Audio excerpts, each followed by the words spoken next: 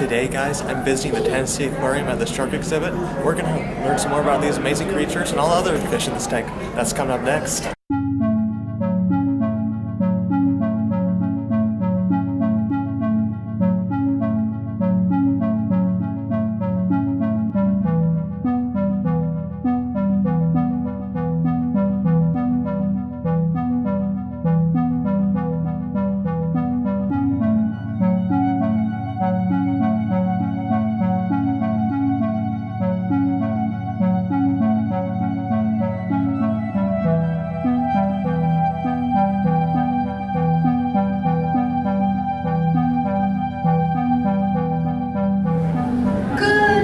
Welcome to the Tennessee Aquarium Secret Reef. My name is Sarah. I work here in education at the aquarium, and you're here at a fantastic time because in a moment we'll have two of our wonderful divers coming down into our habitat. Now, currently the habitat that we're in front of here, this is the Secret Reef. And the Secret Reef is a real place that exists out there in the world. Now, how many of you here this morning have ever been to a national park?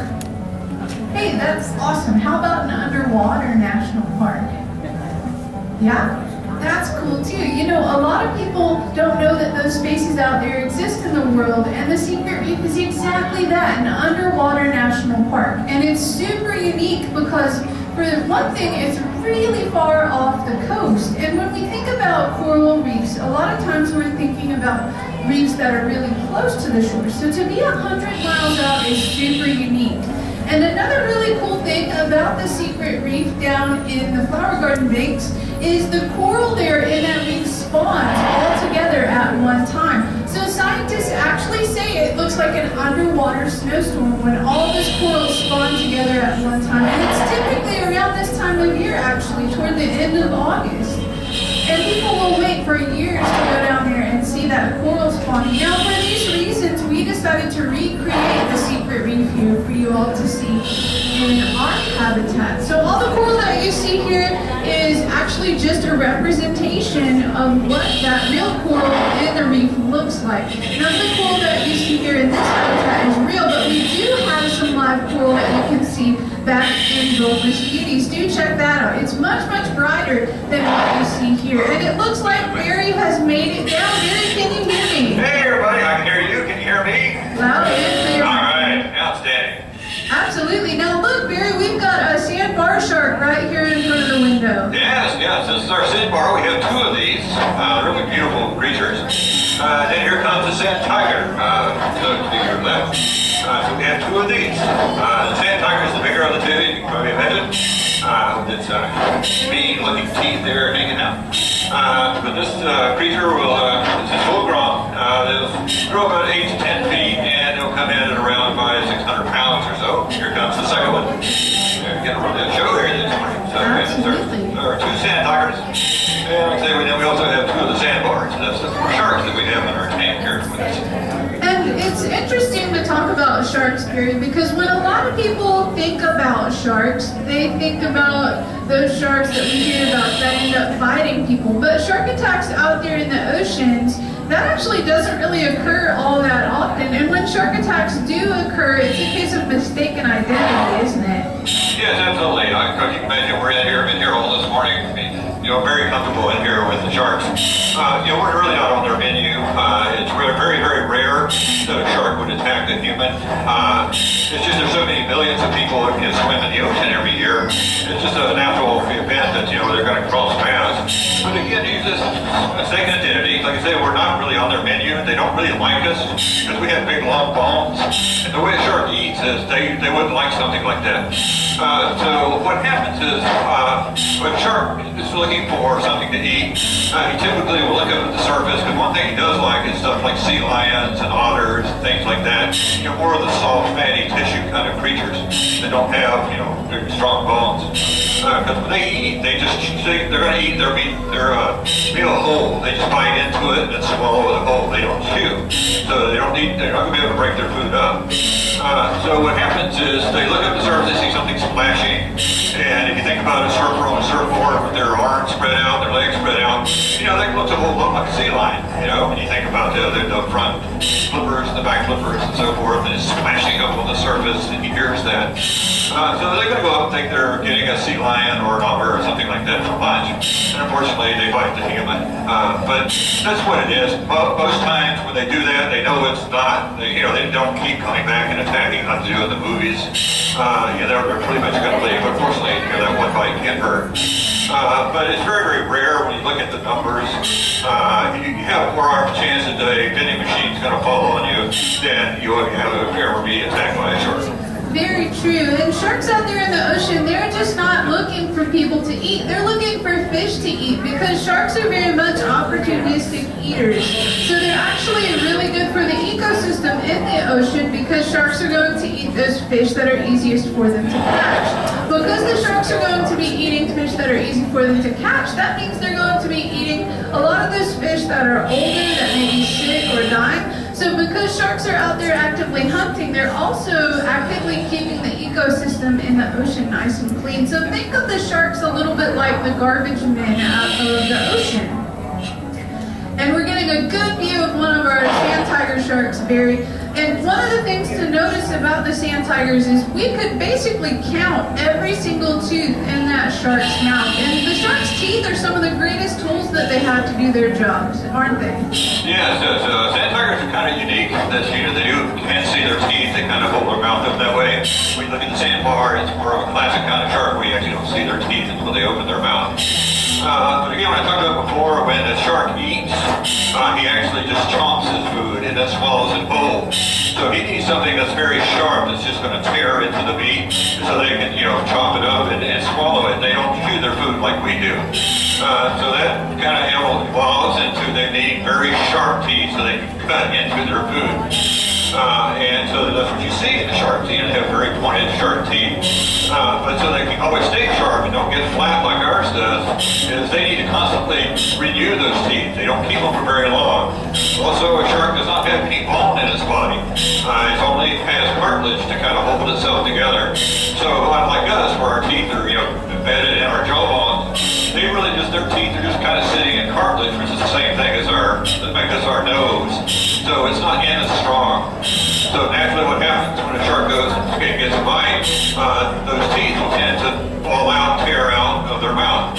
So they need to be able to regenerate those. So a shark, this particular species of shark here, he actually has 3 rows of teeth. You're just seeing the first row in the front. He has a second row behind that and a third row behind that. And they act like a conveyor belt. As he loses his teeth in that front conveyor belt, that second conveyor belt comes forward. So he always has a new set of teeth, for the next build. And so with that, he'll go through literally thousands of teeth in his lifetime. That's very true. And really the last unique adaptation to talk about with our sharks, Barry, is their lateral line. And it's really cool the way that it works. The next time a sand tiger or a sandbar shark comes across the window, notice right behind their gills you can basically see a line that just kind of cuts that shark in half. And that's actually a way that the shark is able to sense pressure changes in the water. So it's one of the things that makes them a really effective hunter in the oceans. And it's also really interesting, Barry, because it allows us to actually utilize that lateral line to stay safe. This is actually why we dive with a buddy always when we come down into our secret reef habitat here. And your friend today, Alan, has a pretty interesting tool there that it's almost like a movable fence, isn't it? Yeah, what Alan has is what we call a bump stick. It's really not trying to bump a shark around me, it is to keep me from bumping the shark. Again, we're not that worried about the shark attacking me. What we're more worried about is that I wave my hands and I'm talking and so forth. And with this mask, I can't really see to my left and the right very well. I can just see right in front of me. So if a shark came by from behind me, I'm actually bumping with my hand or so forth. And that would actually startle the shark. So the shark would either run into the window or he might run into some of the concrete exhibit that we have here and actually hurt himself. So what Alan is doing is really protecting the sharks from me, making sure that I don't bump and startle one. Now let's talk a little bit about our sea turtles as well, Barry. We do have 2 sea turtles that live here in our secret reef, Stewie and Oscar. Now, have any of you out here in the audience this morning, have you had the opportunity to see our turtles yet today?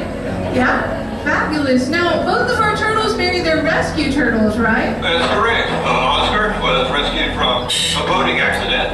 He was hit by some propellers of a boat. If you look closely, you'll actually notice that he's missing his back flippers and his tail. He lost those during that accident. But also during that accident, the propeller actually cracked his shell. So while his shell was healing, some air actually got trapped inside of the shell in his back. And if you'll see air, just like my air, it's lighter than water, so it's trying to go to the surface. So when you see Oscar swim around, you actually see him swimming with his head down and his back will be up. Kind of swims like a cork. And that's because of that air pocket that is in his back. But he's been with us for over 10 years. He's learned to, use his blood dripper to get around where he needs to. And he actually kind of rules the nest here. He actually runs around and bites the tail of the sharks just for fun. So he doesn't know that he's special. Then we have Stewie. Stewie was rescued up in the cool waters of New Jersey kind of area. That's not where a turtle should be. Turtles are reptiles. They're cold water creatures, and so they don't have the ability to generate heat. And so they get into cold water, and they'll die because they can't stay warm. So we brought him in, took care of him, and he'll be with us because again, his GPS has kind of got messed up, and he doesn't know how to stay out of cold water.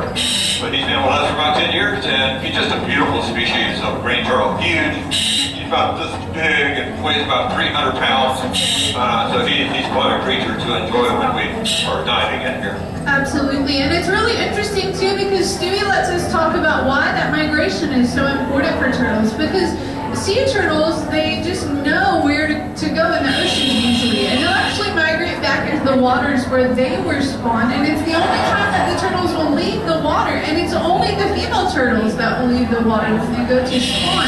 The female turtles, they'll actually climb up onto the beaches, and they'll dig these humongous holes at nighttime and lay hundreds of eggs over the course of this night. They'll cover up those eggs and then return back to the water, and then it actually becomes the responsibility of the communities around those nest sites to keep them nice and protected, so that eventually when those turtles do hatch out of their eggs, as many of those small turtles can make it back into the ocean as possible, because all species of sea turtles are now protected worldwide. So, Barry, let's see if anyone out here has any questions for you. I've asked you a bunch of questions here this morning. Okay, great. Question. What is some behavioral or diet differences between the sand tiger and the sandbar sharks? Oh, that is a wonderful question. Barry, what are some behavioral differences between the sand tigers and the sandbar sharks? Oh, great question. Well, one thing that's really unique about the sand tiger, maybe it's unique to that species entirely, is they can actually go up to the surface and take a gulp of air, and then they can use that air as buoyancy when they're in the column of the water. Because you see how my air is here, just about how much I have, I can either float up or I can float down depending on how much I have in my body. And that's very unique then, because what that allows them to do is they can actually go very slow like this. They don't have to swim to get lift from their fins. You notice their fins aren't very big. That's because they don't need to get that lift by moving through the water like you see, for example, our Steve right here, you see he gets his lift from flapping his fins and moving through the water. So that's kind of unique, and that's special to the sand tiger because the way the sand tiger hunts is kind of unique. It's not typical where they chase down their prey like you see sometimes in the movies and stuff. What a sand tiger does is he goes really slow in the water. You think about at night, nobody can see, and he can sense when another fish is going beside him, and he actually turns his head sideways and then gets that bite. That's actually how the sand tiger hunts. So he's actually in his hunting mode here, where he's just floating and with that air that's in his body, and he can actually go so slow that another fish doesn't know he's right there. So kind of cool about the sand tiger that way. The sandbar is more classic. They'll actually chase down their prey. So you see the sandbar swimming around. He's swimming around much more like you see a very fast-moving shark. He hunts more like a traditional shark does. Great question. Any other questions this morning?